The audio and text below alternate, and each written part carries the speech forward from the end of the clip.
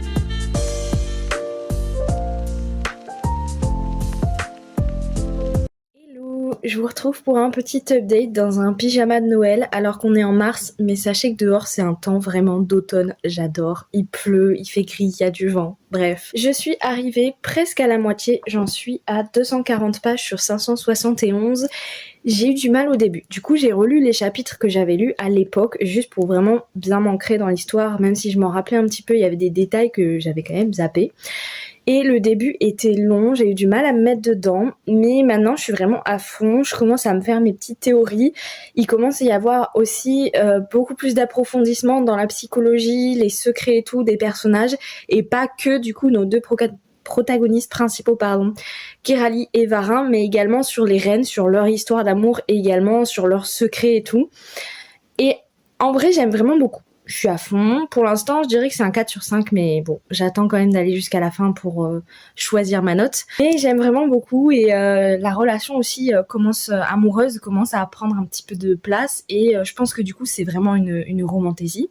Mais young adulte, du coup, ça faisait très longtemps que j'avais pas lu young adulte, je crois que je l'ai déjà dit, mais ça me fait trop plaisir. Du coup, je retrouve un petit peu cette fluidité, cette complexité aussi quand même en même temps des situations, tout ça, enfin vraiment j'aime trop. Juste en fait je sais pas encore si les coupures des points de vue des reines me plaît ou en fait au contraire me coupe dans mon élan parce qu'en fait à chaque fois on est un peu coupé dans l'élan qu'on a avec l'histoire de Kiralie et Varin, enfin avec le présent.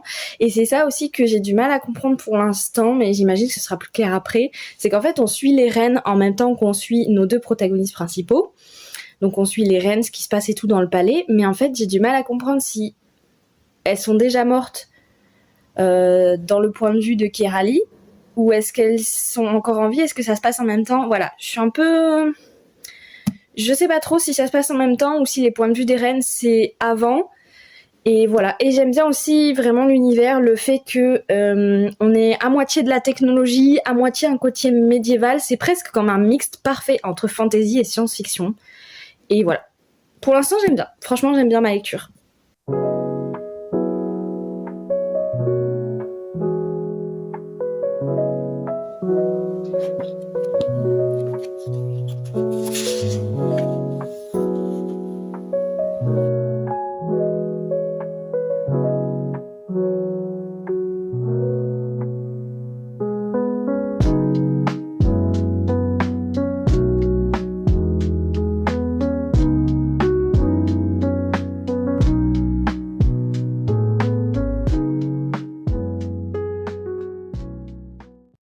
On se retrouve pour un nouvel update. Du coup, je viens de commencer la partie 3, donc j'en suis à la page 378 sur 571, donc il m'en reste un peu moins de 200. Je suis toujours vraiment à fond dedans. Franchement, j'aime beaucoup. Alors, je suis pas ultra attachée au personnage féminin principal, donc à Kiralie. Je sais pas, je pense que sa personnalité, juste, c'est pas forcément une personnalité que j'apprécie plus que ça. Par contre, j'aime vraiment beaucoup Varin. Et en fait, il y a tellement d'intrigues autour des reines et tout ça, de secrets, etc., du royaume, que c'est vrai que je suis quand même toujours à fond, comme je dis, et que j'ai vraiment envie de savoir comment ça va se terminer. Et je pense que quoi qu'il arrive, je serai surprise parce que j'ai beau me faire toutes mes petites théories, ça va jamais dans le sens de mes théories du coup.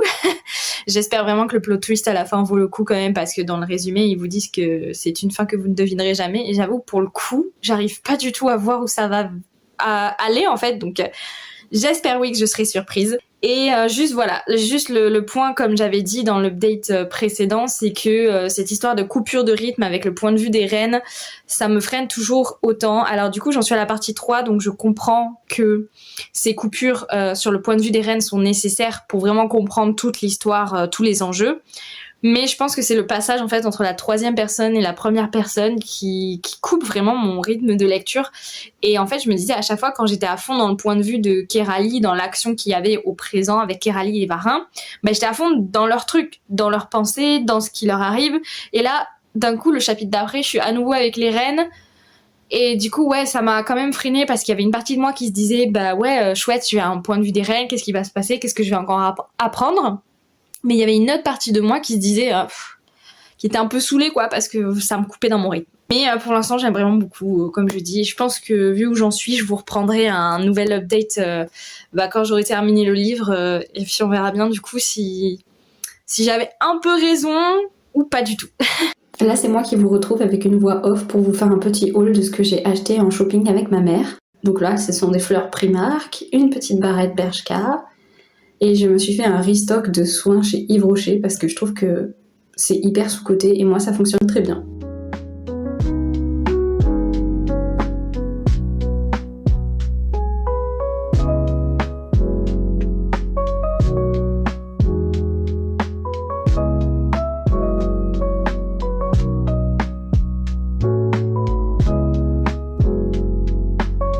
Il me reste 70 pages, on est mercredi matin, il est 9h30, je le finis aujourd'hui.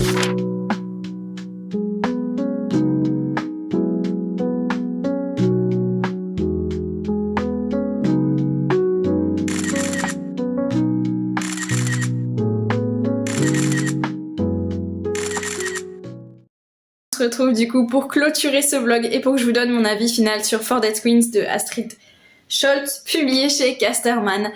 Je l'ai terminé, vous l'avez vu je pense dans le vlog, dans tous les clips, que j'ai quand même bien apprécié ma lecture. Je m'attendais pas du tout à la fin, j'avoue. En même temps, il n'y avait pas vraiment d'indice, j'ai envie de dire, pendant toute la lecture, il n'y avait aucun moment où on nous... Enfin, je sais pas, j'avais l'impression que il y avait rien qui pouvait nous dire que ça se passerait comme ça. Mais j'avoue, ça a été très très bien réfléchi. J'ai été très surprise. Sur la fin, j'ai vraiment, je pense, dévoré les 100 dernières pages parce que il se passait beaucoup de choses. L'action est très rapide, la plume est très fluide, pardon. C'est du young adulte, donc ça se lit vraiment tout seul. C'est toujours un 4 sur 5 parce que j'ai beaucoup apprécié l'univers. J'ai apprécié le point de vue des reines, même s'il m'a gêné au niveau du rythme.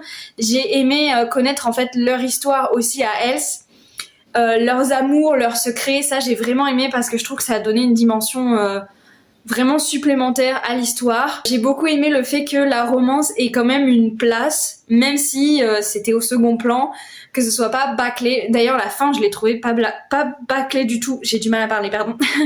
Je l'ai trouvé vraiment bien faite. On a les réponses à toutes nos questions. C'était vraiment quand même un petit peu émouvant, la fin. Non, franchement, c'était une très bonne lecture. Après, voilà, il y a quand même des choses que j'ai moins aimées. Je me suis juste pas trop attachée à la protagoniste féminine. C'est pas le style d'héroïne en fait que moi j'apprécie. Je sais que c'est un style d'héroïne que beaucoup apprécient, mais moi j'ai pas réussi à m'attacher à elle. Alors du coup, je sais pas si ça vient vraiment de sa personnalité ou si ça vient du fait qu'on n'avait pas tant de chapitres que ça de son point de vue finalement, parce que comme je l'ai déjà dit dans les clips d'avant, on avait des chapitres du point de vue des reines et du point de vue aussi du coup de la personne qui orchestre tout ça à la fin. Donc c'était bien parce que ça a amené quelque chose en plus au roman et j'ai vraiment apprécié ce côté-là, mais ça cassait le rythme en fait de ma lecture. Et à chaque fois que je me mettais dans le point de vue de Kerali, du coup la protagoniste féminine principale, juste après je repassais dans une autre pièce, enfin un autre monde avec d'autres personnages et ça m'a coupé en fait, voilà. Donc je pense que le rythme m'a pas forcément plu, dans le sens où j'avais quand même envie de revenir dans ma lecture pour savoir comment ça allait se passer. Mais comme je l'ai déjà dit, à chaque fois qu'il y avait un point de vue des reines, ça me coupait et du coup ça me coupait aussi l'envie de lire et enfin il y avait ce petit côté là, voilà. Mais sinon ça a été une très bonne lecture. Je vous remercie du coup d'avoir suivi ce vlog. Je sais pas quoi vous en dire d'autre, à part que franchement, si vous cherchez un livre vraiment facile à lire, avec des complots politiques, avec des secrets et des romances qui s'entremêlent. Et effectivement, je pense que vous ne verrez pas la fin venir. Vraiment, je le conseille. Vraiment, je le conseille. Merci d'avoir regardé ce vlog. N'hésitez pas à réagir en commentaire, à me dire du coup si vous l'avez déjà lu, si vous l'avez aimé ou non. J'ai très envie de discuter avec vous du coup de cette lecture pour avoir vos avis.